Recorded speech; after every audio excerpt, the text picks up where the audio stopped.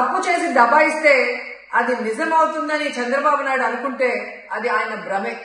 జనాన్ని మాయ చేసినట్టు శ్రీవారిని మోసం చేయాలంటే కుదరదన్న విషయం చంద్రబాబు నాయుడు తెలుసుకోవాలి. నిన్న జగన్ గారు తన తిరుమల పర్యటన మీద స్పష్టంగా ప్రెస్ మీట్ పెట్టడం జరిగింది. అయినా దాన్ని ఒప్పుకోకుండా చంద్రబాబు నాయుడు తప్పుల మీద తప్పులు చేస్తూ మళ్లీ మాట్లాడతాడు. జగన్మోహన్ రెడ్డి గారు తిరుమల రావడానికి భయపడుతున్నాడు, డిక్లరేషన్ ఇవ్వబడుతుంది కాబట్టి ఎస్కేప్ అవుతున్నాడు అని చెప్పి సూటిగా చంద్రబాబు నాయుడు గారికి చెప్తున్నా. చంద్రబాబు నాయుడు జగన్ గారి దమ్ము ధైర్యం గురించి రాష్ట్ర ప్రజలందరికీ బాగా తెలుసు. నిన్న కూడా ఆయన భయపడేవాడైతే అంత స్పష్టంగా ప్రెస్ మీట్ పెట్టి ఏ విధంగా తన మతం మానవత్వం, తను ఏ విధంగా బైబిల్ చదువుతారు, బయటకు వచ్చినప్పుడు హిందువుల మనోభిప్రాయాల్ని గౌరవించి గుళ్ళకు వచ్చి పూజలు చేస్తారు, అలాగే మసీదులకు వెళ్లి ఎలా పూజలు చేస్తారు, అలాగే సిక్కుల్ని గౌరవించి ఎలా వాళ్ళ పూజలు చేస్తారో చెప్పడం జరిగింది.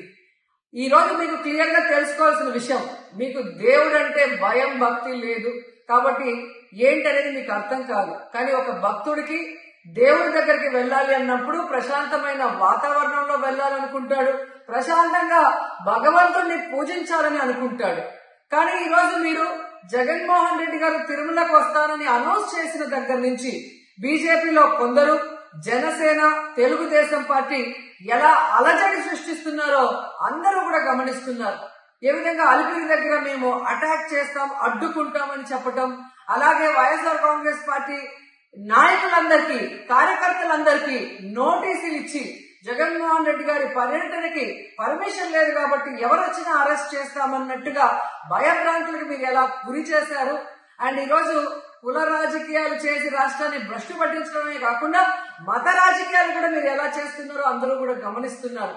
ఇలాంటి వాతావరణంలో దర్శనం చేసుకోలేము కాబట్టే జగన్మోహన్ రెడ్డి గారు ఏ విధంగా ఆ తిరుమల ట్రిప్ ని క్యాన్సిల్ చేసి తన అభిప్రాయాలని ప్రెస్ ద్వారా ప్రజలకి తెలియజేయడం జరిగింది. సో నిజమైన భక్తుడు జగన్మోహన్ రెడ్డి గారు ఎప్పుడైనా మళ్లీ వెళ్లి వెంకటేశ్వర స్వామిని దర్శించుకోగలరు. 5 సంవత్సరాలు తన తండ్రి మరి ముఖ్యమంత్రిగా వెంకటేశ్వర స్వామికి పట్టు వస్త్రాలు ఇచ్చారు. జగన్మోహన్ రెడ్డి గారు 5 సంవత్సరాలు మరి పట్టు వస్త్రాలు ఇచ్చిన తర్వాత ఈ నీచమైన రాజకీయాలు చేస్తూ డిక్లరేషన్ పేరుతో మీరు మాట్లాడుతూ ఎవరు అడ్డుకున్నారు అని చెప్పి మళ్లీ దిగజారుడు రాజకీయాలు చేస్తున్నారు. సో భగవంతుడితో పెట్టుకున్న చంద్రబాబు నాయుడు నీతో పాటు ఆడిస్తే ఆడే వాళ్ళందరికీ కూడా భగవంతుడు గట్టిగా సమాధానం చెప్తాడు.